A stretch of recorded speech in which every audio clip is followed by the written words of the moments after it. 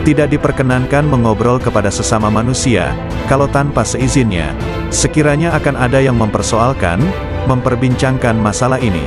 Jangan sampai terlanjur, jangan sampai membanggakan diri, jangan peduli terhadap gangguan, cobaan hidup. Tapi justru terimalah dengan sabar. Cobaan hidup yang menuju kematian, ditimbulkan akibat buah pikir. Bentuk yang sebenarnya ialah tersimpan rapat di dalam jagatmu. Hidup tanpa ada yang menghidupi kecuali Allah saja.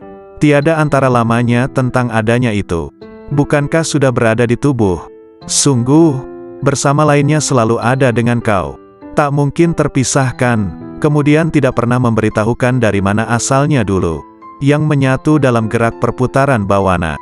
Bukankah berita sebenarnya sudah ada padamu? Cara mendengarnya adalah dengan ruh sejati, tidak menggunakan telinga.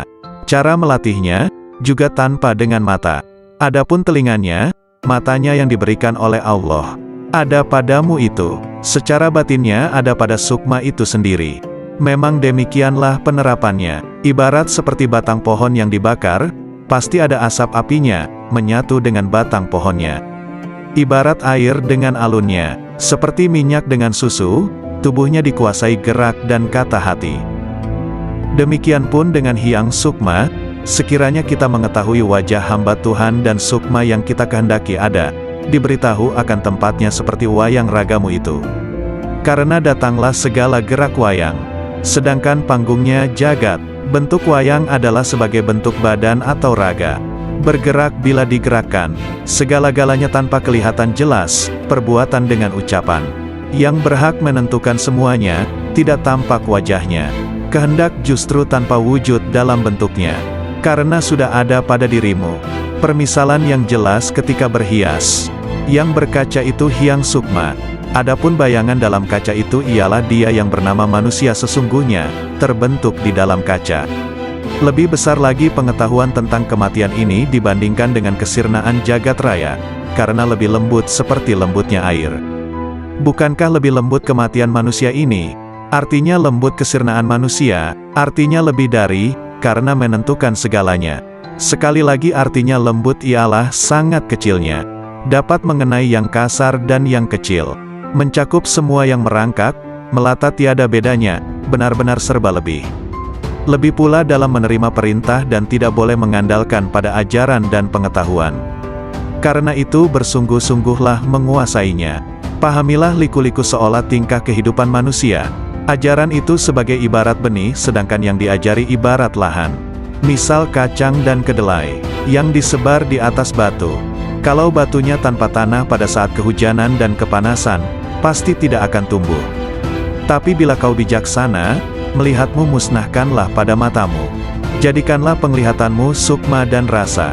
Demikian pula wujudmu, suaramu. Serahkan kembali kepada yang empunya suara.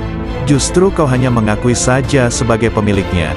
Sebenarnya hanya mengatasnamai saja. Maka dari itu kau jangan memiliki kebiasaan yang menyimpang, kecuali hanya kepada Hyang Agung. Dengan demikian kau hangraga sukma, yaitu kata hatimu sudah bulat menyatu dengan Kawula Gusti. Bicarakanlah menurut pendapatmu. Bila pendapatmu benar-benar meyakinkan, bila masih merasakan sakit dan was-was, berarti kejangkitan bimbang yang sebenarnya. Bila sudah menyatu dalam satu wujud, apa kata hatimu dan apa yang kau rasakan? Apa yang kau pikir terwujud ada? Yang kau cita-citakan tercapai? Berarti sudah benar untukmu, sebagai upah atas kesanggupanmu sebagai khalifah di dunia.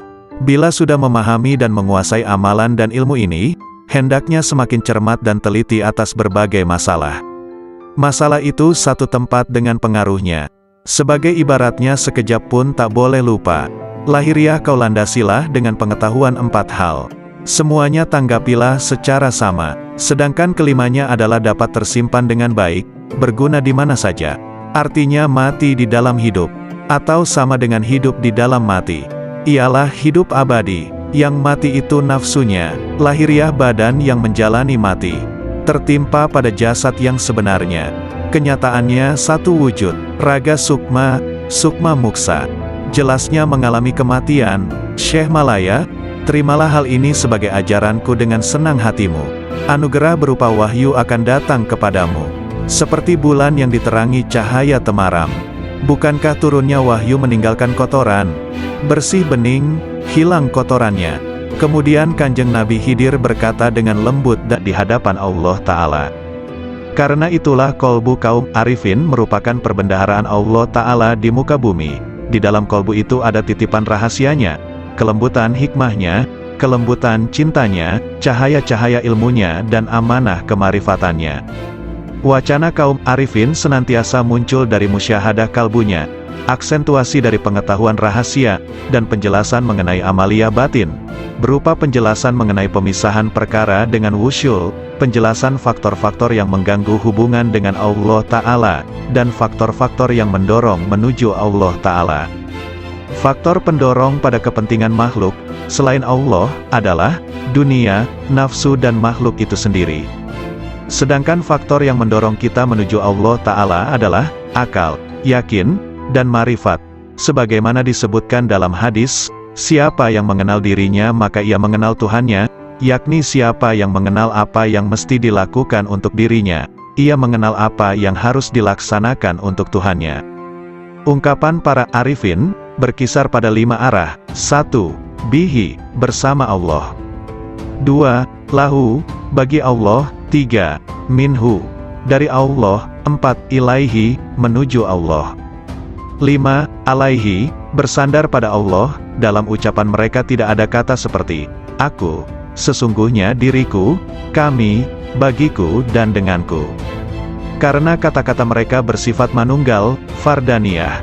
Geraknya adalah serba bergantung padanya. Somadaniyah, akhlak mereka senantiasa merupakan manifestasi robaniyah. Robaniyah, kehendak mereka adalah kemanunggalan, wahdaniyah. Isyarat mereka tidak akan dikenal kecuali oleh orang yang hatinya membara kepadanya, yang di dalamnya ada rahasia-rahasia tersembunyi, mutiara-mutiara suci, pancaran-pancaran cahaya, lautan kasih, kunci-kunci kegaiban rahasia, wadah kerinduan dan taman kemesraan. Yahya bin Mu'az mengatakan, hati itu seperti periuk, wadah ciduknya adalah lisan. Setiap lisan senantiasa menciduk apa yang ada di periuk hatinya. Abu Bakar Al-Wasiti ditanya tentang pendapatnya seputar ucapan ahli marifat, ia menjawab, gambaran tentang marifat seperti cahaya dalam lampu dan lampu itu digantung di dalam rumah, sepanjang lampu itu ada dalam rumah, sepanjang itu pula terang. Ketika pintu rumah dibuka, maka cahaya lampu itu akan menerangi halaman. Kalam kaum arifin senantiasa memancarkan cahaya kepada ahli cahaya, hingga air mata mereka meleleh, dan lisannya berzikir. Allah Ta'ala berfirman, bila mereka mendengarkan apa yang diturunkan kepada Rasul, kamu melihat air mata mereka meleleh, karena marifat mereka terhadap Allah, mereka mengatakan, oh Tuhan kami beriman dan catatlah kami bersama orang-orang yang menyaksikanmu. Metafor jiwa kaum arif seperti rumah, hatinya seperti lampu, minyaknya adalah rasa yakin, airnya dari kejujuran hati, pintalannya dari ikhlas, kacanya dari kebeningan dan kerelaan hati, dan gantungannya dari akal. Khauf itu adalah api dalam cahaya, sedangkan raja, harapan, adalah cahaya dalam api. Marifat seperti cahaya dalam cahaya. Lampu itu digantung di pintu lobang. Jika seorang arif membuka mulutnya, akan muncul hikmah dari dalam hatinya, mengalirlah cahaya hati lewat mulutnya, lalu cahaya itu membias kepada mereka yang siap disemai cahaya, lalu cahaya saling bergantungan dengan cahaya. Ada sebagian ucapan lebih dahsyat dibanding cahaya matahari, dan sebagian lebih gulita dibanding gelapnya malam. Kalam ahli marifat senantiasa adalah perbendaharaan Tuhan yang Maha Suci, di mana sumber-sumbernya adalah kolbu kaum arifin, di mana Allah memerintahkan agar menginfakkan cahaya itu kepada yang lain yang berhak menerimanya, dalam firman-Nya. Ajaklah mereka ke jalan Tuhanmu dan dengan hikmah dan nasihat yang bagus berilah argumentasi dengan argumen yang lebih bagus. Sesungguhnya Tuhanmu Dia lebih tahu pada orang yang tersesat dari jalannya, dan Ia Maha tahu pada orang yang diberi hidayah. Sebagian arifin ditanya, manakah cahaya yang lebih hebat ketimbang matahari? Marifat, jawabnya, apa yang lebih berguna dibanding air? Ucapan ahli marifat, katanya, apa yang lebih harum aromanya ketimbang minyak kesturi? Waktunya orang arif, apa pekerjaan orang arifin? Memandang pekerjaan rububiyah dan panji-panji kelembutan kudrah, jawabnya. Hasrat orang-orang soleh, Abu Said Al-Balhi, ditanya, kenapa ucapan orang pendahulu, salaf, lebih utama dibanding orang akhir, khalaf? Karena kehendak mereka adalah memuliakan Islam, menyelamatkan jiwa, kasih sayang pada sesama saudara dan ridho kepada Ar-Rahman, jawabnya. Sedangkan kehendak kita adalah memanjakan hawa nafsu, mencari pujian orang dan mencari kenikmatan dunia. Tambahnya lagi, seorang hamba manakala taat pada Tuhannya, Allah memberinya rejeki seteguk air dari sumber marifat, lalu ia mengucapkan dengan lisannya, namun jika ia meninggalkan taatnya, ia tidak akan merusak taat itu, namun tetap tersimpan di hatinya, dan tidak mengucapkannya dengan lisannya, agar ia tetap dalam sesalnya dan menjadi cobaan dengan berbagai ujian. Tiada dua orang beriman yang bertemu, yang keduanya berzikir kepada Allah, melainkan Allah menambah cahaya marifatullah pada kedua hatinya, sebelum keduanya berpisah. Sesungguhnya Allah memunculkan ahli marifat di atas puncak gelombang lautan intuisi, kolbu dan memuliakan mereka di atas perbendaharaan rahasia serta rahasia pengetahuan yang tak terhingga jumlahnya. Tidak pernah putus uraiannya, tidak pernah ditemukan ujung dalamnya, tidak sirna keajaibannya, hingga mereka menyelami cahaya marifat, dalam kedalaman isyarat yang terpendam, dalam makna-maknanya yang tersembunyi, hingga keluar dengan keajaiban satriguna dan kelembutan bekal-bekal melimpahnya, hakikat-hakikat dan isyaratnya, yang membakar kolbu para pecinta, memesrakan ruh para penempuh. Itulah cahaya dari cahaya hidayah, di mana seorang hamba meraih petunjuk dari kebajikan riayah, penjagaan jiwa, jika meraih taufik dan inayah. Yahya bin Mu'az berkata, aku bertemu kaum arifin yang dilimpahi hikmah. Aku temukan mayoritas mereka tidak memiliki apa-apa, malah mereka dibiayai yang lain. Laits al-Misri, punya saudara yang ada di Iskandariyah. Ketika ia datang, saudaranya menjawab, aku sedang menghadap Allah. Mana faedah dari penghadapanmu pada Tuhanmu? Saudaranya diam. Lalu Laits mengatakan, sang hamba jika menghadap pada Allah dengan keselarasan yang benar, Allah memberikan faedah-faedah yang tak pernah terlintas di hati manusia. Yahya bin Mu'az, manakala bicara suatu hari, tiba-tiba ada orang yang berteriak keras di majelisnya, sembari merobek-robek bajunya. Hai, apa yang kamu katakan? Kalam ahli marifat. Ketika muncul dari sumber rahasia kemanunggalan, ia menggali hati orang yang dibakar rindu dan cinta dengan apinya, lantas sifat-sifat manusiawi sirna. Karena itu kalimat orang yang bertakwa itu posisinya mendekati wahyu. Suatu ketika ada kata-kata terucap dari mereka, lalu ditanya, apa yang membuatmu bicara seperti ini? Hatiku mengatakan demikian, bermula dari pikiranku, dari rahasia jiwaku, dari Tuhanku, katanya. Sandaran hikmah adalah wujudnya hikmah, yaitu barang berharga yang hilang dari penempuh. Ketika ditemukan ia ambil, ia tak peduli dari manapun wadahnya, dari manapun diucapkannya, dari hati mana dinukil atau dari dinding mana terukir atau dari kafir mana didengar. Nilai hikmah. Dalam sebuah hadis disebutkan, siapa yang ingin ilmu oleh Allah tanpa belajar, mendapatkan petunjuk tanpa hidayah, maka zuhudlah dari dunia. Setiap hikmah ada ahli dan zamannya, dan zaman itu telah berlalu dengan sejumlah besar ahlinya, sedangkan yang tersisa kini hanyalah musibah, maka kami kepada Allah, dan kami kepadanya kembali. Carilah lampu-lampu kalam kaum arifin sebelum mereka wafat, suatu nikmat yang kalian rasakan kemuliaannya, keutamaannya yang paripurna, dan Luqman dipilih oleh Allah dengan hikmah, karena kemuliaan hikmahnya. Hikmah itu sidikun, kebanggaan mutakun, firdaus para arifun, warisan para nabi dan mursalun, burulah sebelum sirna. Dian-dian cahaya manusia di setiap bumi, merekalah ulama generasi mulia. Ilmunya memancarkan cahaya di setiap lembah bagai purnama yang membias tanpa awan.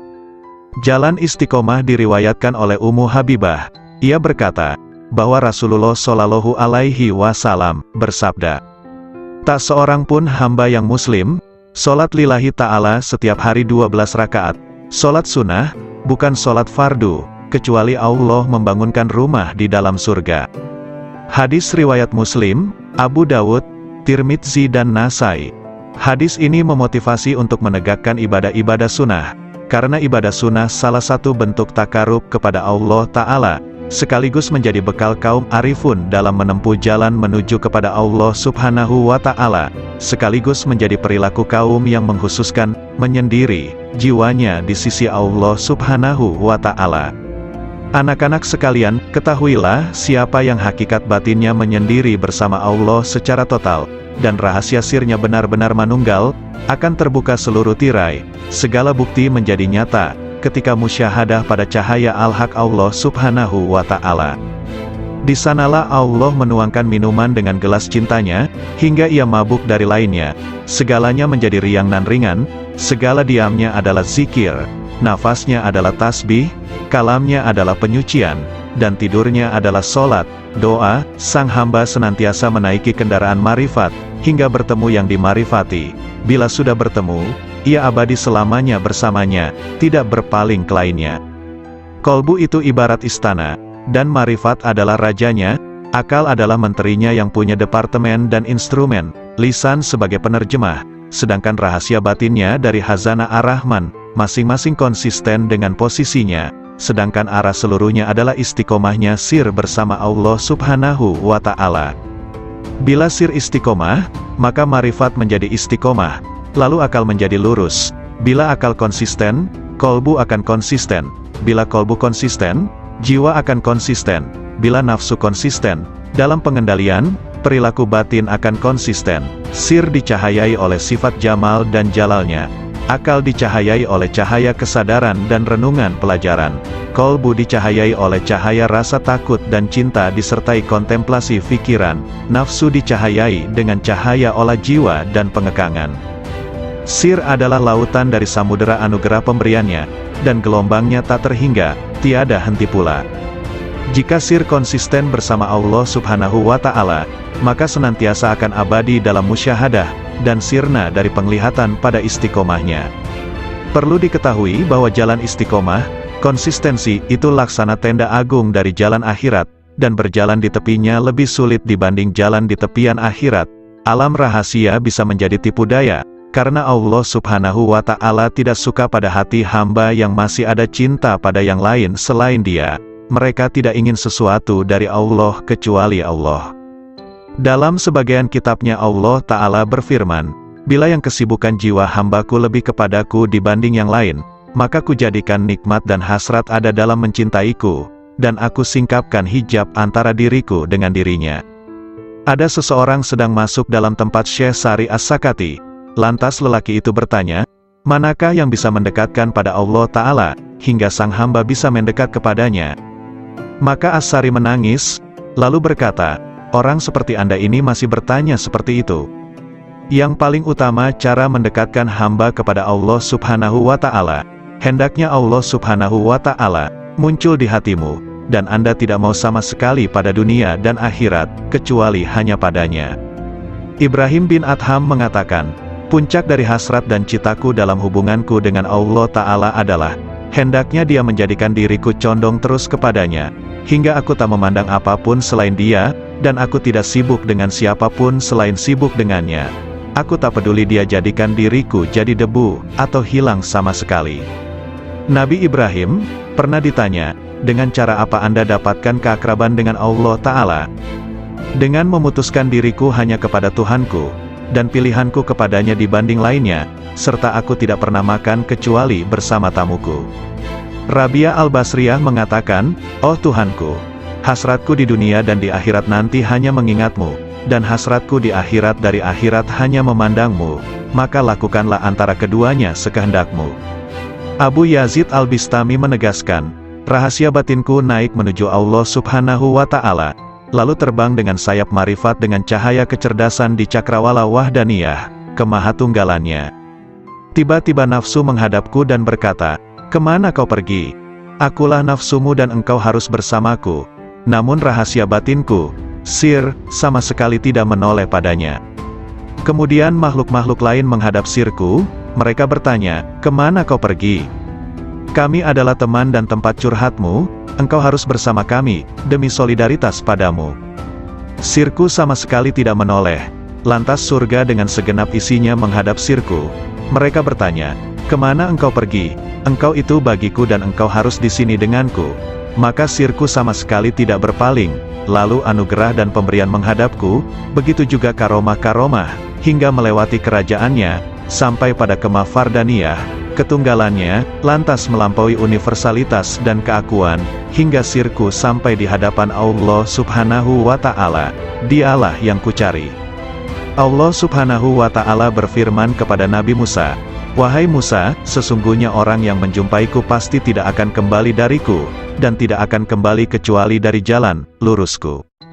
Abul Abbas Nin Atta mengatakan, manakala akhirat muncul dalam diri hamba, dunia menjadi sirna di sisinya, sehingga sang hamba hanya menetap di negeri keabadian. Namun manakala sang hamba berada dalam penyaksian Allah Ta'ala, segala hal selain Allah Ta'ala sirna, dan hamba abadi bersama Allah Subhanahu wa Ta'ala. Ada lelaki di hadapan Abu Yazid, berkata, "Ada informasi sampai kepadaku bahwa engkau punya Ismul Azam, sangat senang jika engkau mengajariku." Abu Yazid menjawab, "Nama Allah itu tidak terbatas, namun kosongkan hatimu hanya bagi kemahaesaannya, meninggalkan berpaling pada selain Allah Ta'ala. Jika Anda bisa demikian, raihlah ism, nama, manapun yang kau kehendaki, maka dengan ism itu Anda bisa pergi dari timur hingga barat, dalam sekejap dan Anda telah kembali." Zunnun al-Misri mengatakan, "Ketika aku naik haji, tiba-tiba ada anak muda mengatakan, 'Oh Tuhanku, aku telah mengumpulkan tebusanmu, dan engkau maha tahu, lalu apa yang engkau berlakukan pada mereka?' Lalu ku dengar suara, 'Tebusanku banyak, dan yang mencariku sedikit.'" Sebagian sufi ditanya, "Seberapakah antara Allah Subhanahu wa Ta'ala dan hambanya?" 4 langkah saja, 1 langkah meninggalkan dunia, 1 langkah meninggalkan makhluk, 1 langkah meninggalkan nafsu, dan 1 langkah meninggalkan akhirat, maka sang hamba sudah di hadapan Allah Subhanahu wa Ta'ala. Jawabnya. Sari berkata, "Siapa yang bangkit untuk taat kepada Allah Ta'ala tanpa ada yang lain, Allah akan memberi minuman dari mata air cinta darinya, dan dihantar menuju tempat yang benar." Sayyidina Ali karramallahu wajhah mengatakan, orang arif manakala keluar dari dunia tak ada pemandu maupun penyaksi di hari kiamat, tidak ada malaikat Ridwan di surga, juga tidak ada malaikat Malik di neraka. Beliau ditanya, "Lalu di mana sang arif dijumpai?" Di hadapan Allah yang Maha Diraja, di tempat yang benar. Ketika mereka bangkit dari kuburnya, mereka tidak bertanya-tanya, "Mana keluarga dan anakku? Mana Jibril dan Mikail? Mana surga dan pahala?" Namun justru berkata, "Manakah kekasihku dan kemesraan hatiku?" Kolbu kaum arifin punya mata yang memandang apa yang tak biasa dipandang manusia. Sedangkan lisannya berkata dengan rahasia batinnya munajat dari malaikat-malaikat mulia di sisinya yang mencatat sayap-sayap yang terbang tanpa bulu hinggap di sisi Rabbul Alamin. Lalu bagai gembalaan di taman suci menari dan meminum dari lautan para rasulnya, para hamba yang menuju kepadanya hingga mendekat, sampai bertemu dengannya. Di balik keajaiban kasih sayang, Rasulullah Shallallahu Alaihi Wasallam bersabda, "Orang yang memiliki kasih sayang, bakal disayang oleh Allah yang Maha Penyayang, yang Maha Memberi berkah dan Maha Luhur. Karena itu berikan kasih sayang kepada siapapun di muka bumi, maka yang di langit akan menyayangimu." Hadis riwayat Ahmad, Abu Dawud dan Tirmidzi. Dalam hadis yang mulia ini ada keajaiban yang luar biasa dari ilmu-ilmu dan rahasia Allah, di mana Al-Mustafa Nabi Muhammad Shallallahu Alaihi Wasallam memerintahkan adanya cinta dan kasih sayang terhadap semua makhluk di muka bumi, agar kasih sayang dari malaikat luhur di langit melimpah pula. Karena langit adalah jalan bagi turunnya kasih sayang ilahi, dan tempat sumber limpahan-limpahan alam cinta dan kasih sayang, sekaligus tempat hunian para malaikat yang dijadikan sebagai perantara rahasia-rahasia antara dirinya dan para makhluknya. Bila Allah melimpahkan rahmat dalam rahasia malaikat rizki, maka Allah memberikan pertolongan kepada pencari rizki. Bila Allah melimpahkan rahmat kepada rahasia pencatat amal, maka Allah memberikan kelupaan hamba terhadap keburukan-keburukan. Bila Allah melimpahkan pada rahasia malaikat rakib, maka Allah memberikan pertolongan dan kasih sayang. Kasih sayang adalah perilaku jiwa kaum arifin dan sekaligus menjadi miraj kalbunya menuju Tuhannya. Sedangkan hamba-hamba Allah yang arifin tadi merupakan pantulan manifestasi rahmat Tuhan semesta alam bagi para makhluknya, dan Dia adalah Maha Suci nan Maha Cinta dan Kasih. Anak-anak sekalian, Bila kalian mewujudkan sifat kasih sayang kepada sesama makhluk, Anda pasti dirahmati. Jika Anda bermajlis dengan kaum arifin, pasti Anda sukses jiwamu. Jika Anda bertanya pada kaum yang penuh hikmah Rabbaniyah, pasti Anda mendapatkan pengetahuan. Segala sesuatu itu ada kuncinya. Kunci ilmu itu bertanya. Jika tidak tahu, jika Anda bisa hendaklah bermajlis dengan kaum arifin, yang bisa Anda gali pengetahuan mereka dan hakikat rumusnya, kelembutan isyaratnya, maka sungguh Anda meraih keuntungan, karena yang paling mulia di antara para ulama adalah ulama Robbaniyun, yang sangat agung dibanding siapapun di muka bumi selain Allah, karena mereka ini adalah kekasih-kekasih Allah dan pengemban amanah rahasianya. Maka jagalah kehormatan mereka, gerakkan intuisi mereka dengan bertanya yang baik, karena gejolak ombak dari intuisi kaum arifin itu tidak akan pernah sirna keajaibannya. Maka cukuplah disebut tolol bagi seseorang yang tidak mau belajar pada mereka, meraih limpahan dari kemampuan mereka, padahal Allah Subhanahu wa Ta'ala telah berfirman, "Bertanyalah kepada ahli zikir manakala kalian tidak tahu."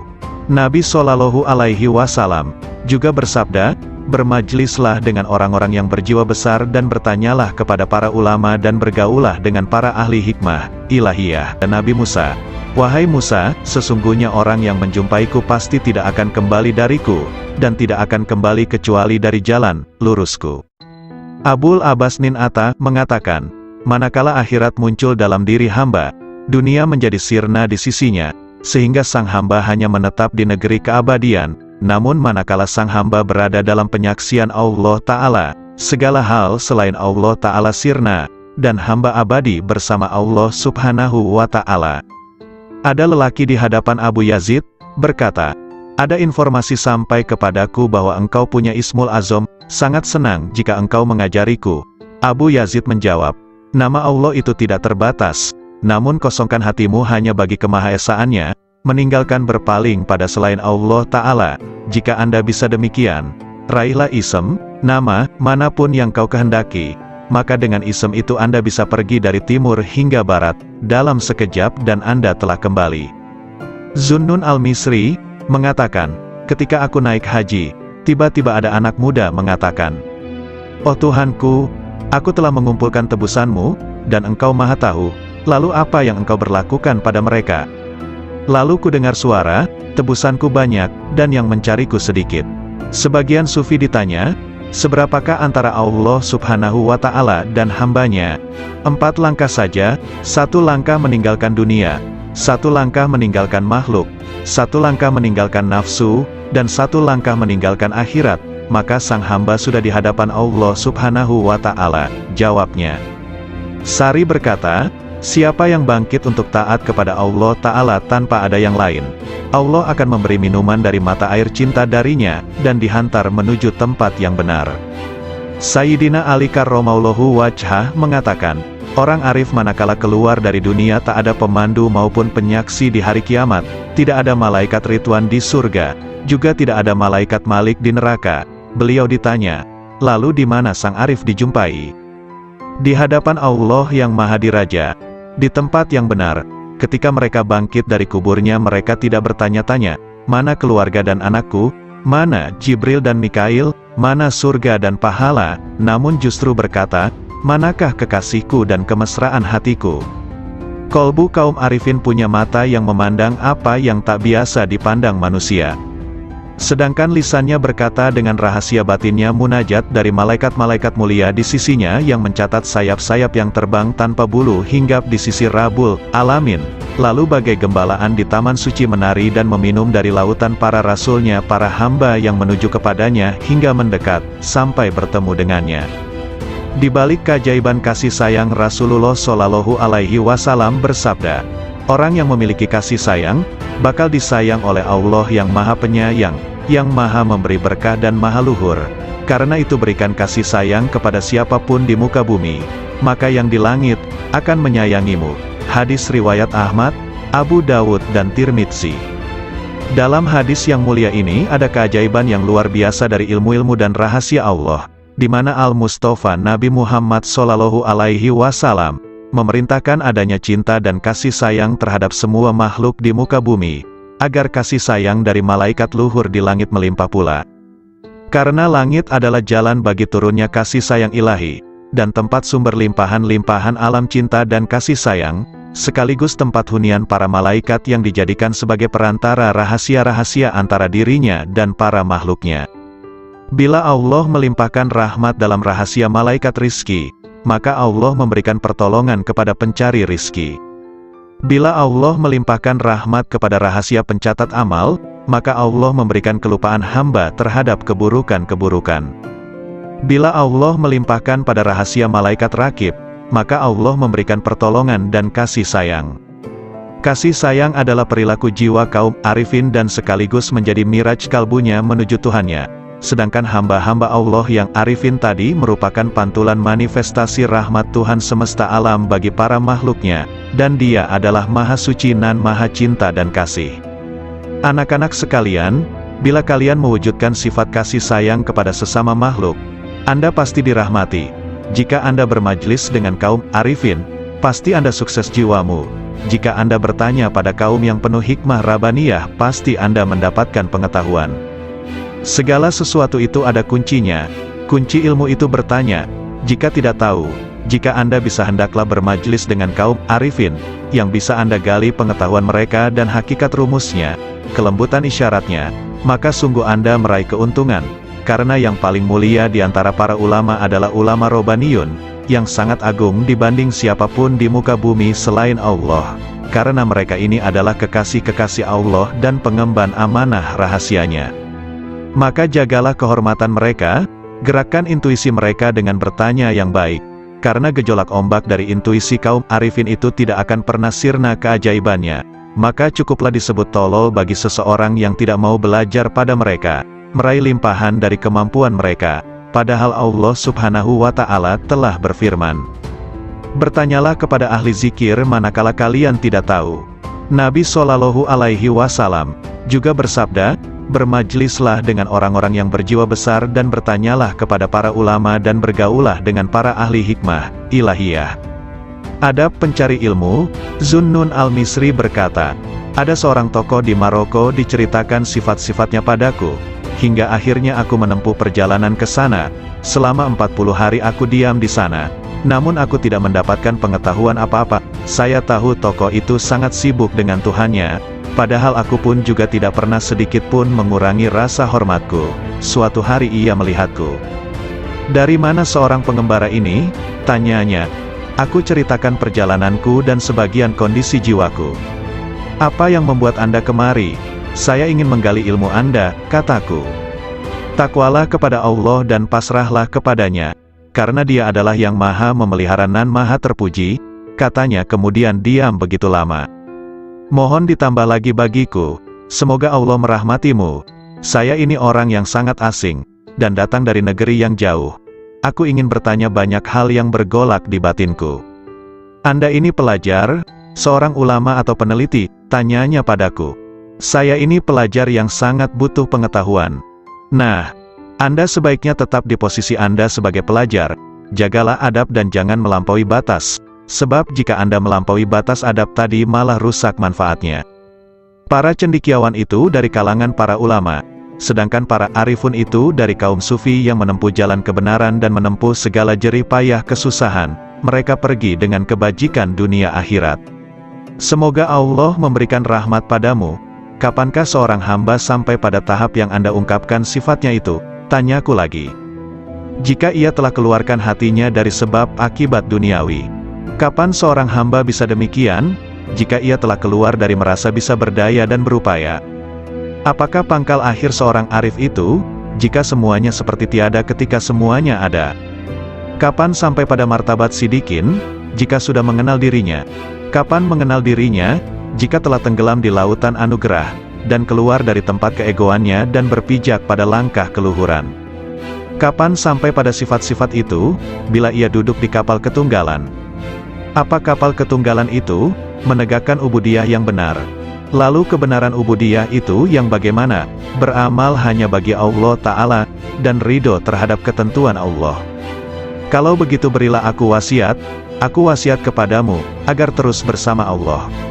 Lagi, cukup Abdul Wahid bin Zaid, mengisahkan, suatu hari aku bertemu dengan seseorang ketika di perjalananku, ia memakai baju dari bulu. Aku ucapkan salam padanya. Semoga Allah merahmatimu, aku ingin bertanya suatu hal. Silakan, hari-hari telah lewat dan nafas itu dihitung dan dibatasi, sedangkan Allah terus-menerus mendengar dan melihat. Apakah pangkal takwa itu? Sabar bersama Allah Ta'ala, jawabnya. Sabar itu pangkalnya apa? Tawakal pada Allah. Pangkal tawakal, memutuskan diri hanya bagi Allah. Pangkal memutuskan diri hanya bagi Allah, menyendiri bersama Allah. Pangkal menyendiri, membuang dari hati, segala hal selain Allah. Kalau hidup paling nikmat, berbahagia dengan zikrullah. Kalau hidup paling bagus, ya, hidup bersama Allah. Apa yang disebut paling dekat, bertemu Allah. Apa yang paling membuat hati lapar, pisah dengan Allah. Apa sesungguhnya cita-cita sang arif, bertemu Allah. Kalau tanda-tanda pecinta Allah itu, mencintai zikrullah. Apakah mesra berbahagia dengan Allah itu, meneguhkan rahasia jiwa bersama Allah. Apakah pangkal kepasrahan diri itu, menyerahkan diri total terhadap perintah Allah. Lalu pangkal menyerahkan diri total, mengingat pertanggungjawaban di hadapan Allah. Apakah kegembiraan paling agung, husnuzon kepada Allah? Kalau manusia paling agung, manusia yang merasa puas jiwanya pada Allah. Lalu siapa manusia paling kuat? Orang yang meraih kekuatan bersama Allah. Kalau orang yang bangkrut itu siapa? Orang yang rela pada selain Allah. Apakah kehilangan harga diri itu, bila menanjak jiwanya tanpa bersama Allah? Kapan seorang hamba terjauhkan dari Allah, bila ia tertutup dari Allah?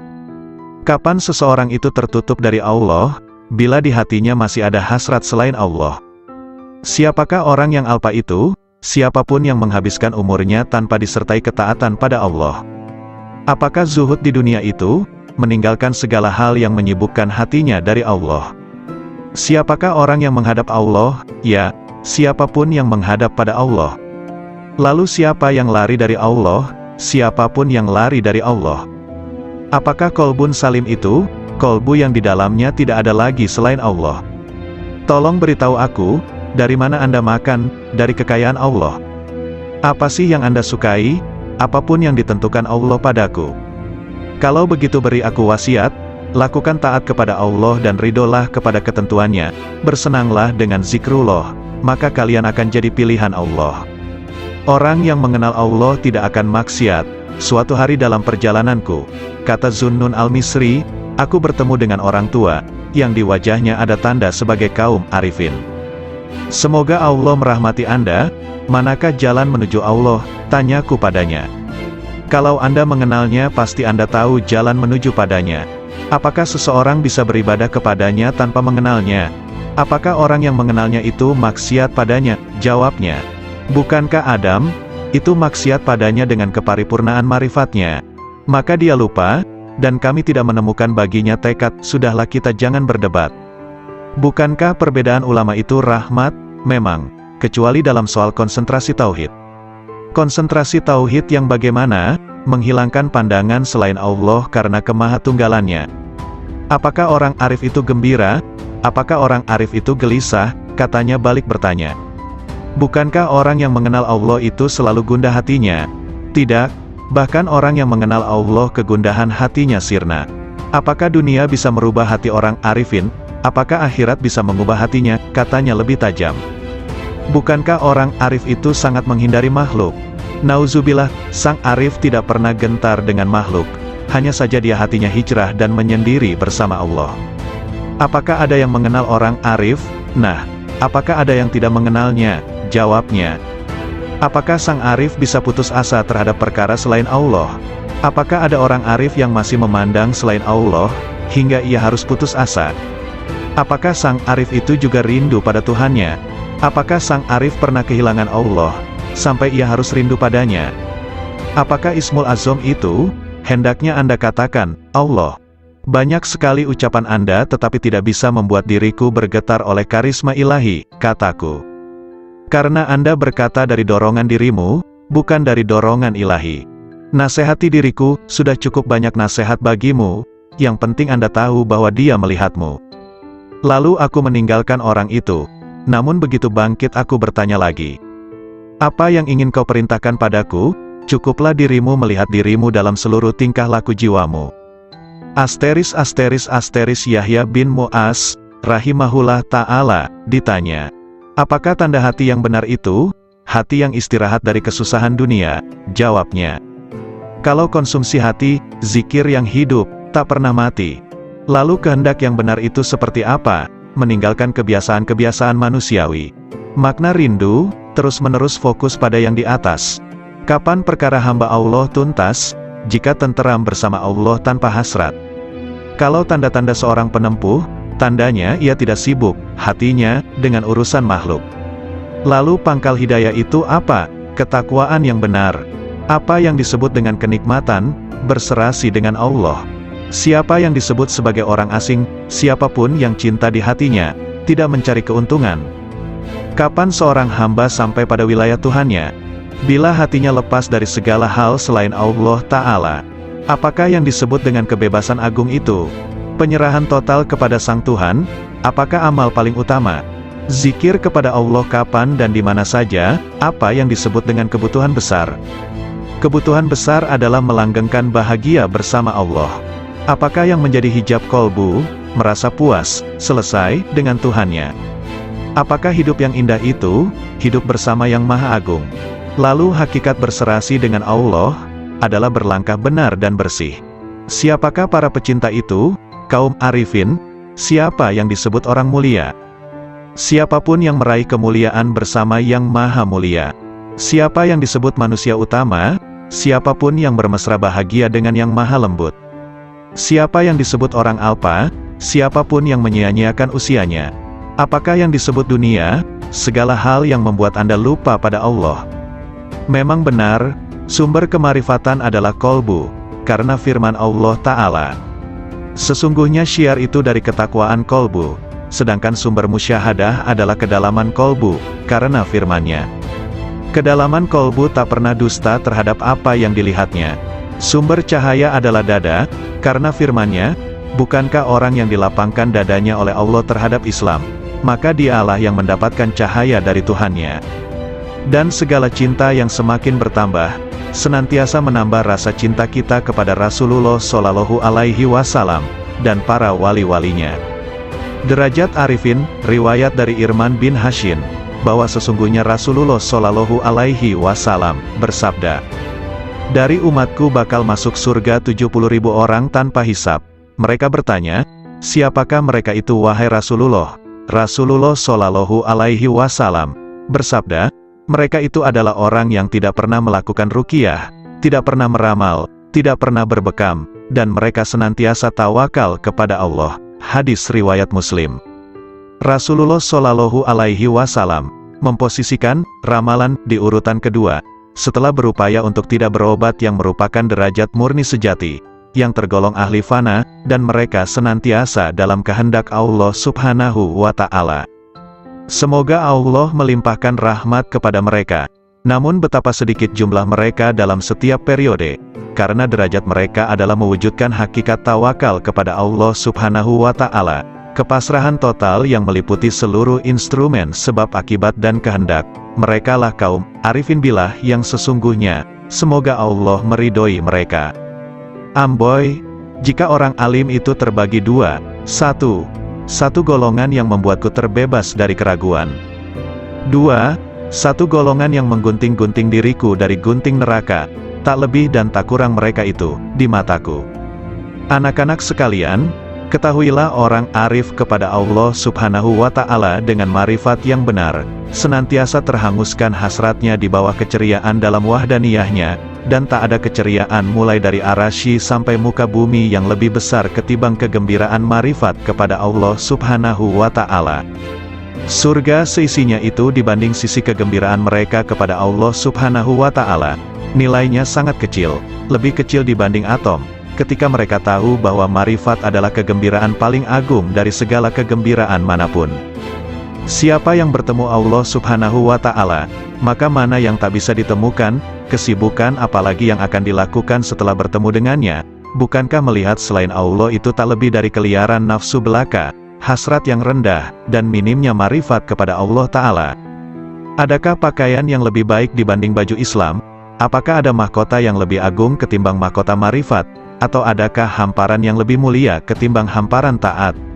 Allah Subhanahu wa Ta'ala berfirman, katakan, dengan karunia Allah dan dengan rahmatnya, maka dengan karunia dan rahmat itulah kalian semua bergembira.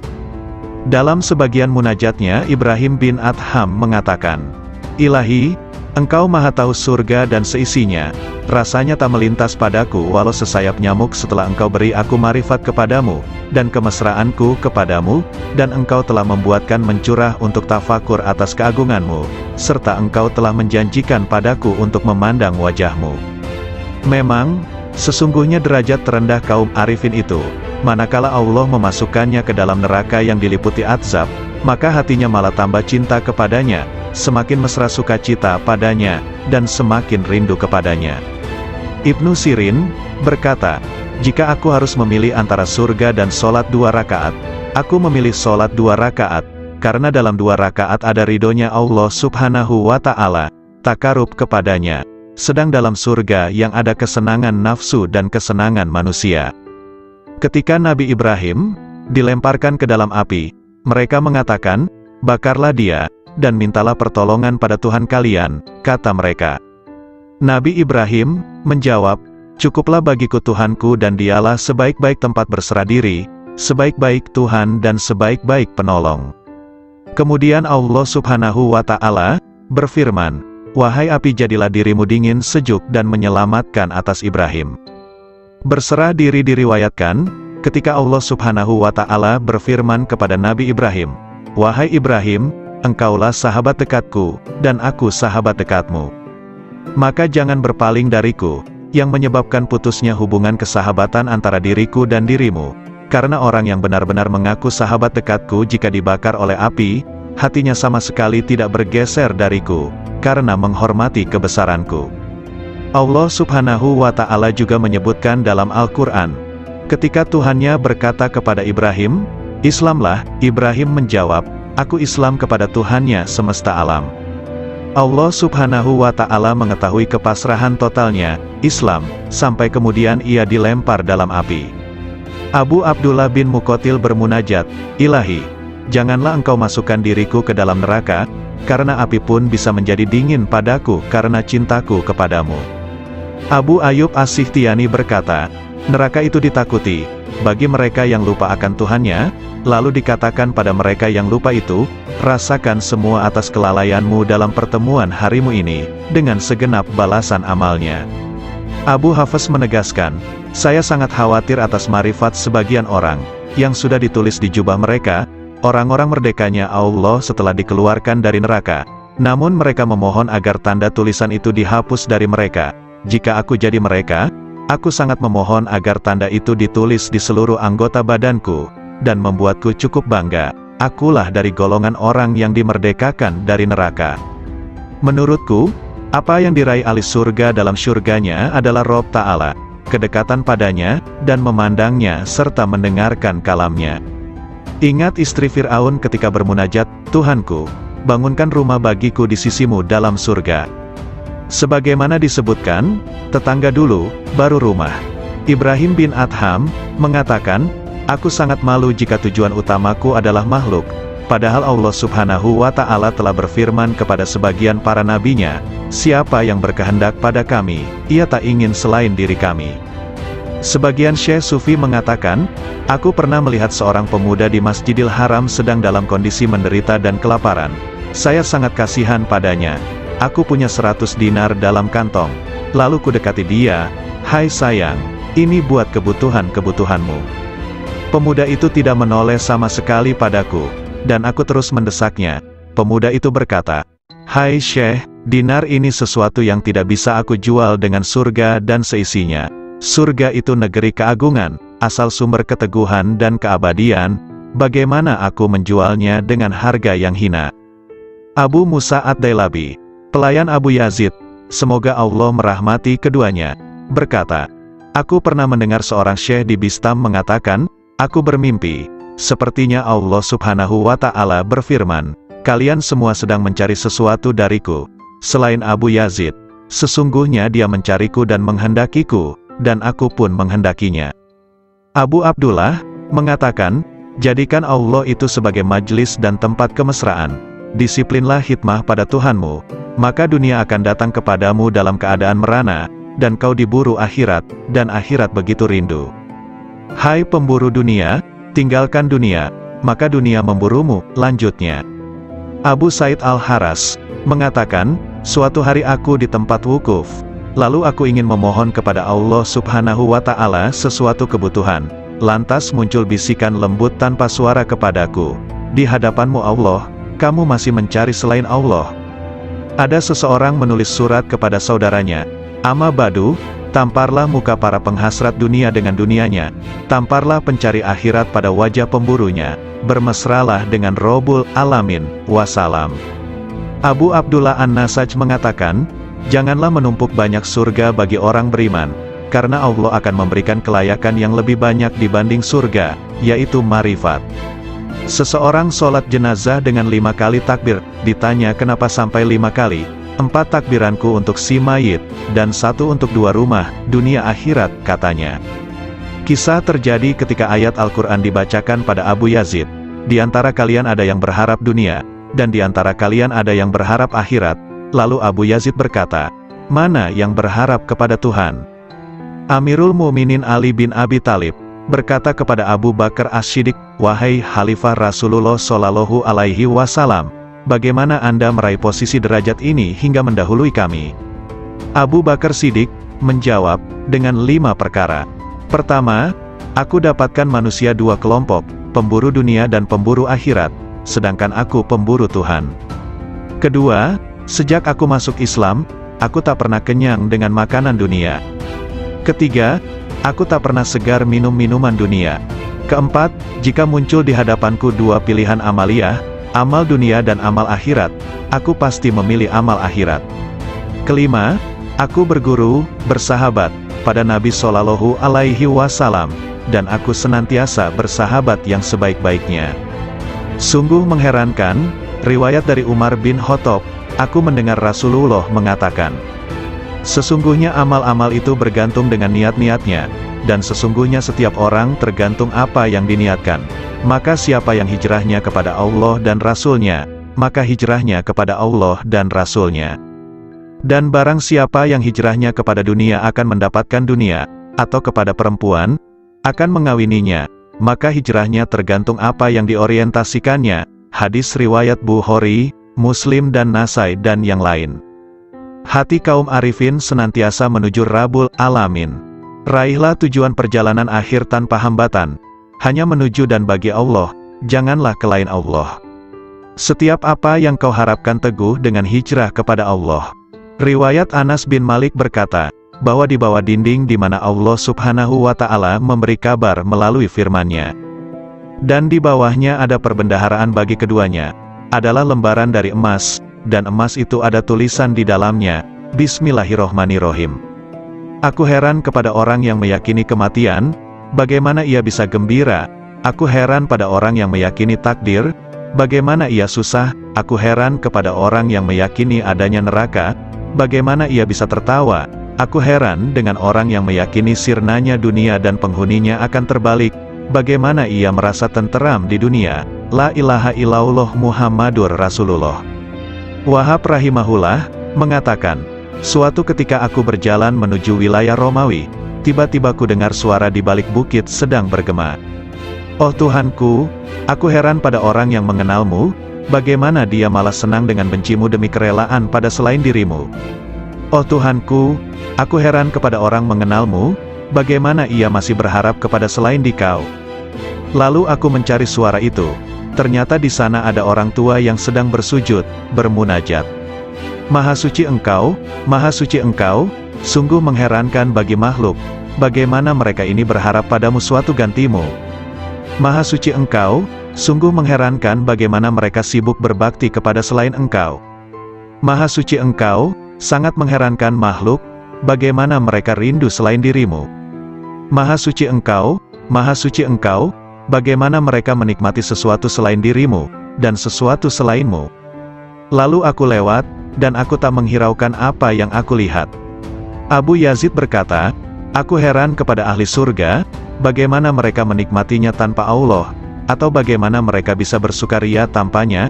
Aku heran oleh ini. Warna hati kita yang sedang mekar baik, sering dinamakan kasturi jati. Sebagai pertanda bahwa kita tidak mudah goyah terhadap gerak-gerik, sikap hati yang ingin menggapai sesuatu tanpa ilmu, ingin mendalami tentang ruh itu justru keliru. Lagi pula secara penataan, kita itu ibaratnya busana yang dipakai sebagai kerudung. Sedangkan yang ikat kepala sebagai sarungmu.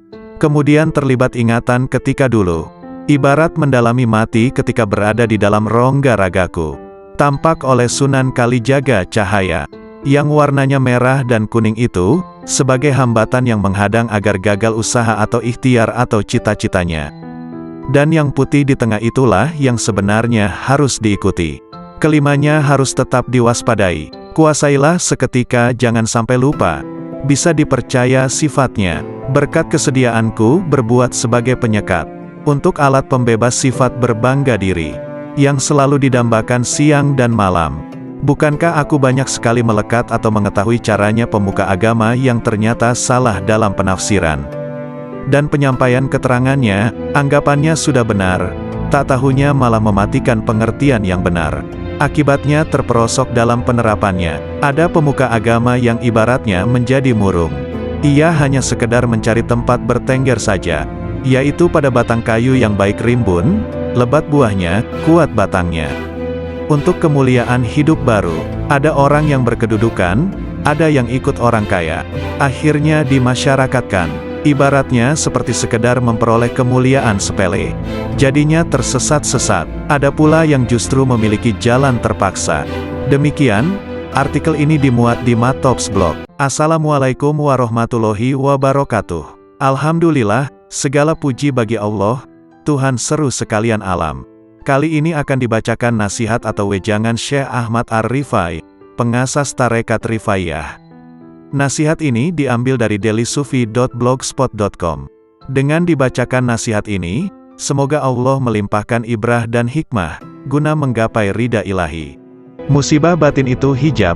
Sesungguhnya Nabi Shallallahu Alaihi Wasallam bersabda, perbuatan-perbuatan baik bisa menjaga serangan keburukan, dan sesungguhnya sedekah rahasia itu bisa meniup api amarah Tuhan, dan sebenarnya silaturahim itu menambah usia dan menghapus kemiskinan. Hadis riwayat Tabrani.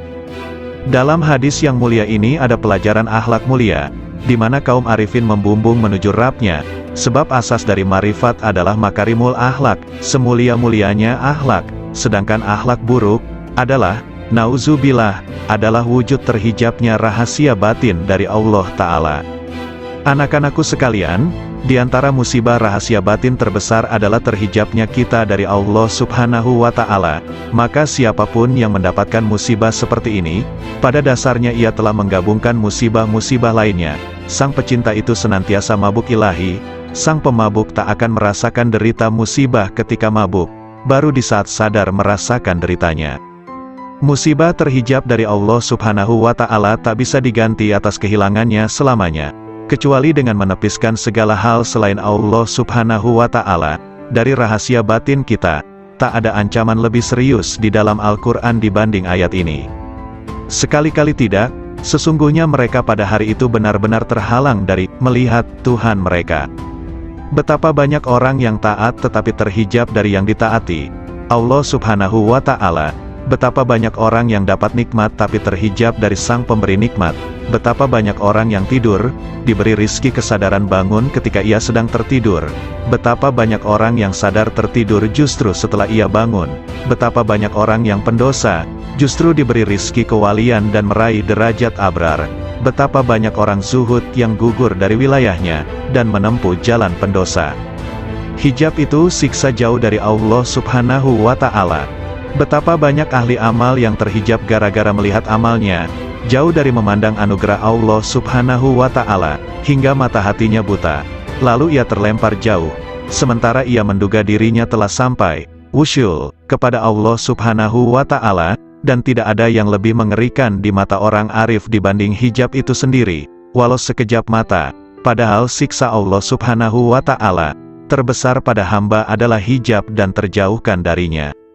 Salah seorang hamba Allah Subhanahu wa Ta'ala dikisahkan sedang bermunajat, "Oh Tuhanku, sampai kapan aku maksiat kepadamu, sedangkan Engkau tak pernah menyiksaku?" Kemudian Allah Subhanahu wa Ta'ala menurunkan wahyu kepada seorang nabi di kala itu, "Katakan kepadanya, sampai kapankah aku menyiksamu, sedangkan kamu tidak mengerti? Bukankah engkau telah aku tutup dari kelembutan-kelembutan kebahagiaanku? Bukankah aku telah mengeluarkan kemanisan munajat kepadaku dari hatimu?"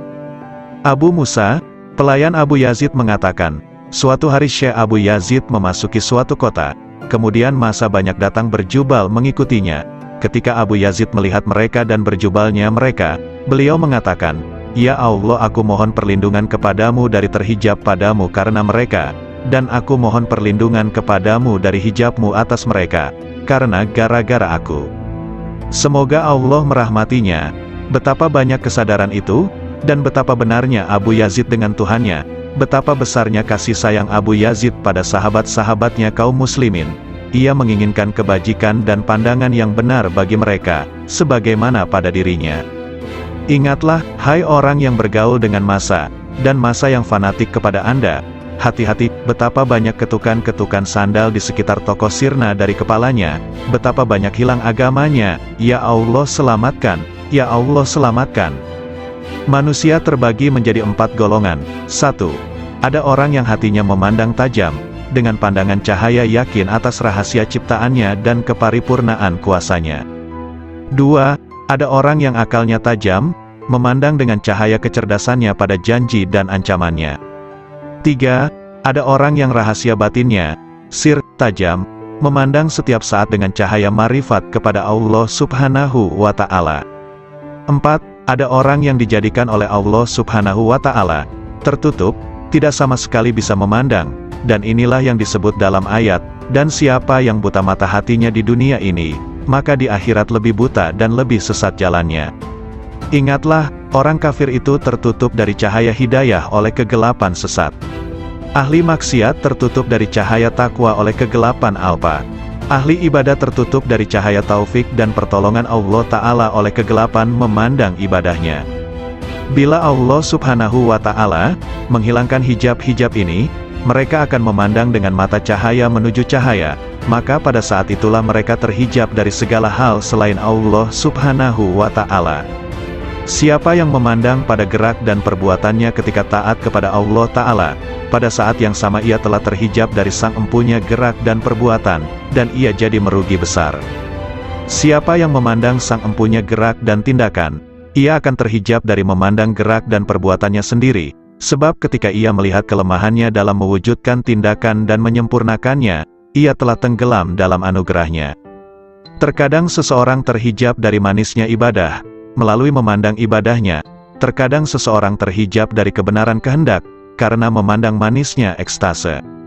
Terkadang seseorang terhijab dari memandang Allah Subhanahu wa Ta'ala, Sang Pemberi Anugerah, karena memandang anugerah itu sendiri.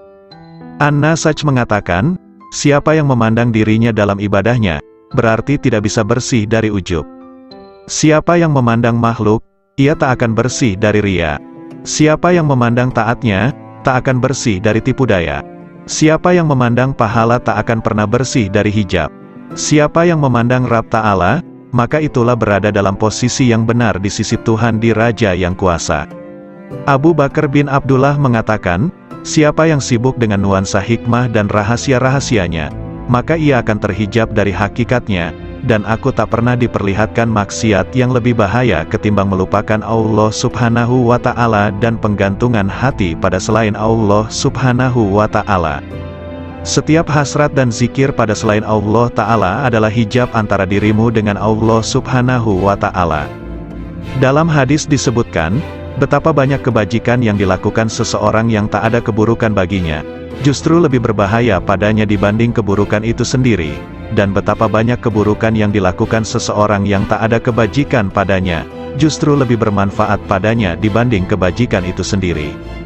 Maksudnya, kebajikan itu sebenarnya terpuji, dan keburukan itu tercela. Namun sepanjang seorang hamba dalam berbuat kebajikan masih melihat kebajikannya, maka ia berada di medan pamer dan kebanggaan. Dan sepanjang hamba dalam keburukan, namun ia masih melihat keburukan itu, berarti ia berada di medan remuk redam dirinya dan merasa sangat butuh padanya. Padahal kondisi hamba dalam situasi sangat butuh pada Allah itu lebih baik. Abu Bakar As-Siddiq mengatakan, "Ya Allah, aku mohon berlindungan padamu dari syirik tersembunyi." Sedangkan Rabi'ah menegaskan, dunia telah menutupi penghuninya dari Allah Subhanahu wa Ta'ala. Seandainya mereka meninggalkannya, pastilah tampak di alam malakutnya, lalu ia kembali dengan sari guna yang berfaedah. Sayyid Mansur Ar-Rabbani menegaskan, dengan apa sang hamba dikenal bahwa ia tidak terhijab dari Tuhannya? Ia menjawab, jika ia mencarinya dan ia tidak menuntut apapun darinya, hamba menghendakinya dan ia tidak berkehendak sesuatu darinya, dan dia tidak memilih, karena menyerahkan pilihan padanya, walaupun dipilihkan neraka oleh Allah Subhanahu wa Ta'ala padanya.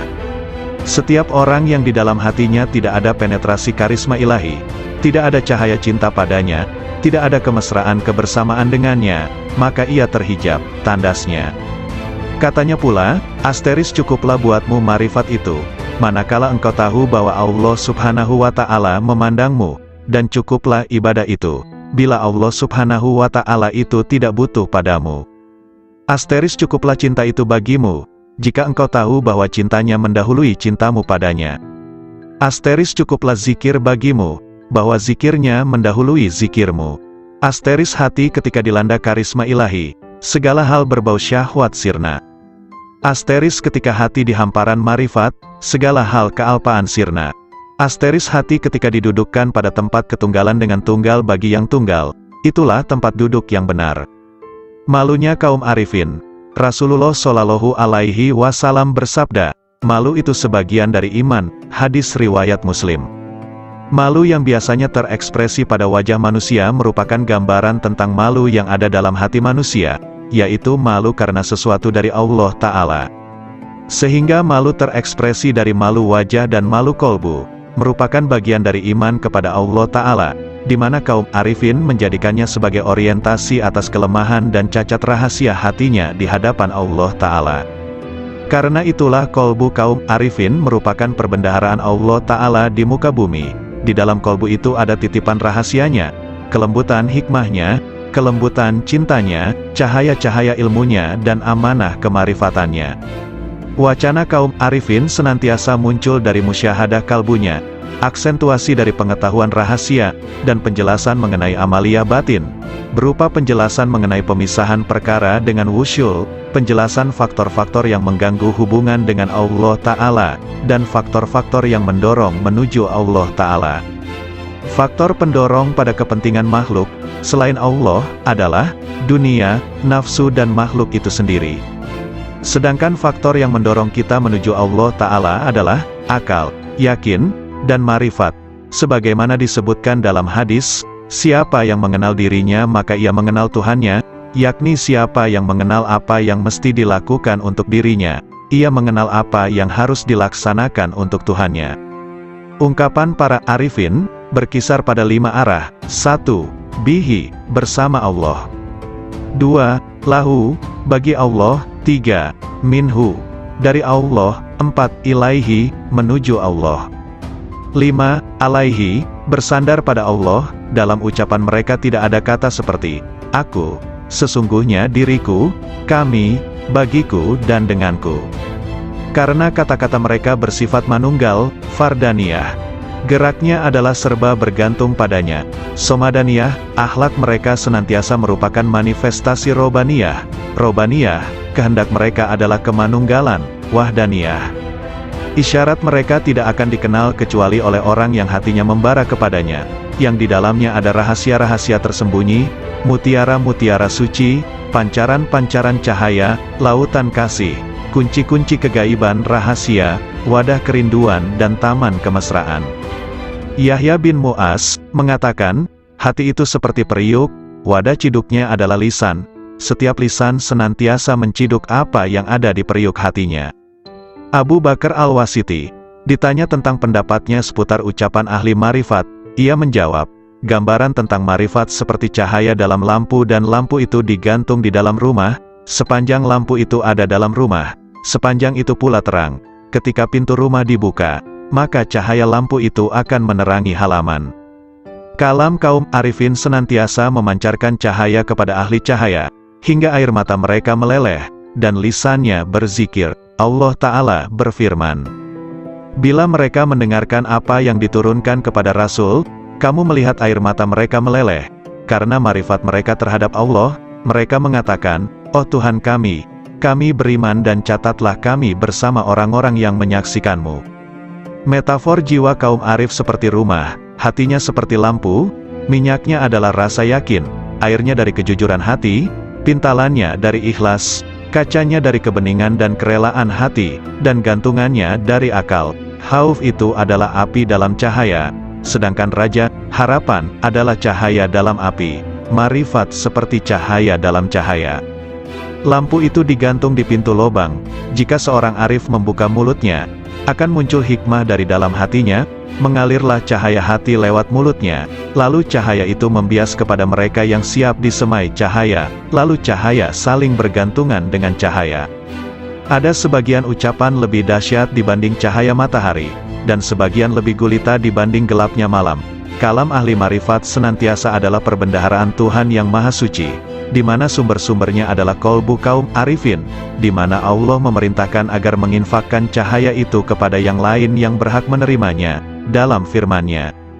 Ajaklah mereka ke jalan Tuhanmu dan dengan hikmah dan nasihat yang bagus berilah argumentasi dengan argumen yang lebih bagus. Sesungguhnya Tuhanmu Dia lebih tahu pada orang yang tersesat dari jalannya, dan Ia Maha tahu pada orang yang diberi hidayah. Sebagian arifin ditanya, manakah cahaya yang lebih hebat ketimbang matahari? Marifat, jawabnya, apa yang lebih berguna dibanding air? Ucapan ahli marifat, katanya, apa yang lebih harum aromanya ketimbang minyak kesturi? Waktunya orang arif, apa pekerjaan orang arifin? Memandang pekerjaan rububiyah dan panji-panji kelembutan kudrah, jawabnya. Hasrat orang-orang soleh, Abu Said Al-Balhi, ditanya, kenapa ucapan orang pendahulu, salaf, lebih utama dibanding orang akhir, khalaf? Karena kehendak mereka adalah memuliakan Islam, menyelamatkan jiwa, kasih sayang pada sesama saudara dan ridho kepada Ar-Rahman, jawabnya. Sedangkan kehendak kita adalah memanjakan hawa nafsu, mencari pujian orang dan mencari kenikmatan dunia.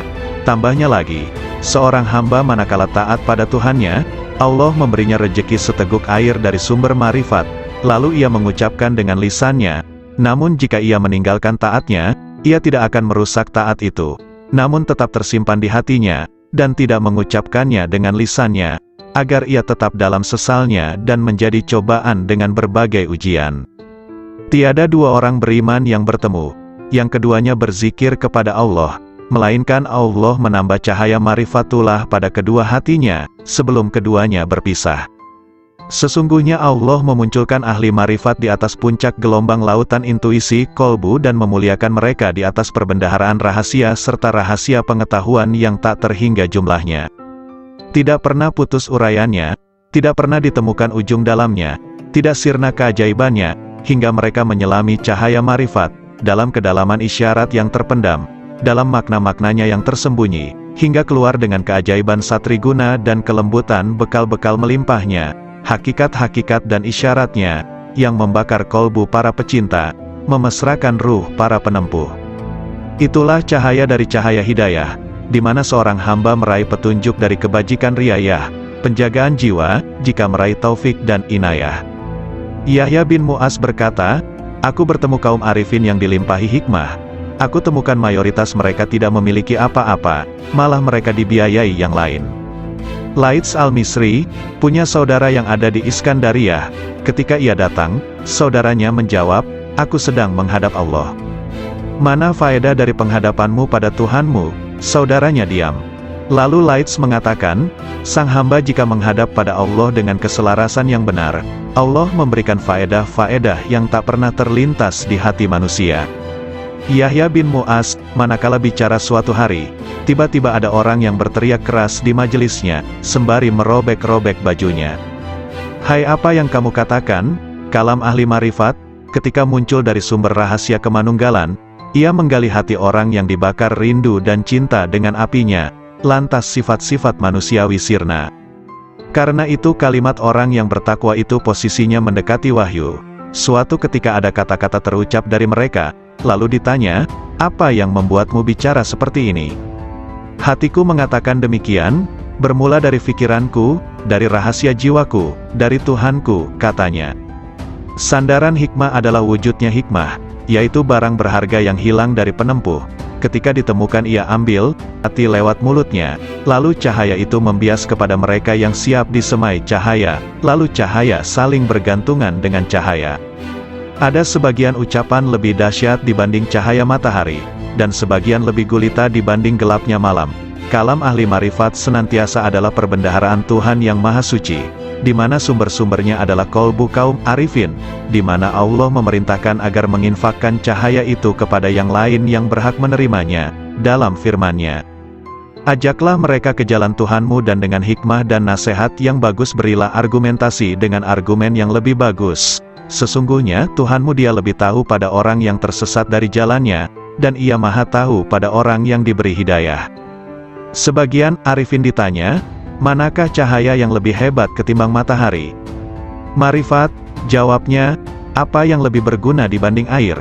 Ucapan ahli marifat, katanya, apa yang lebih harum aromanya ketimbang minyak kesturi? Waktunya orang arif, apa pekerjaan orang arifin? Memandang pekerjaan rububiyah dan panji-panji kelembutan kudrah, jawabnya. Hasrat orang-orang soleh, Abu Said Al-Balhi, ditanya, kenapa ucapan orang pendahulu, salaf, lebih utama dibanding orang akhir, khalaf? Karena